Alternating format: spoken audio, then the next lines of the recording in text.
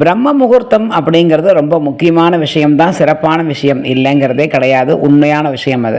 ஆனால் அதில் முடியலை அப்படிங்கிற பட்சத்தில் அது அந்த அளவுக்கு நீங்கள் முடியாமல் செஞ்சு தான் ஆகணும் அப்படின்னு எந்த தெய்வமுமே சொல்லலை. அதே மாதிரி விரதம் இருந்து தான் ஆகணும்னு தெய்வம் எந்த தெய்வமே நம்மளை சொல்லாது. நீங்கள் பட்டினி கிடந்து தான் என்னை பார்க்கணும், நீ விரதம் இருந்து தான் என்னை பார்க்கணும் அப்படின்னு எந்த தெய்வமுமே சொன்னதே கிடையாது.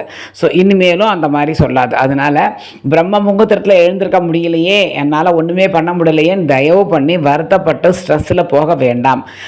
கஷ்டப்பட்டுக்கிண்டு உங்களை வருத்திக்கிண்டு நீங்கள் உடம்பு முடியாமல் போய் விரதம் இருக்கவும் வேண்டாம். அந்த மாதிரி தான் பண்ணணும், அப்போ தான் உனக்கு நல்லது அப்படின்னு எந்த தெய்வமுமே இன்னி வரைக்கும் சொன்னதான் சரித்திரமே கிடையாது.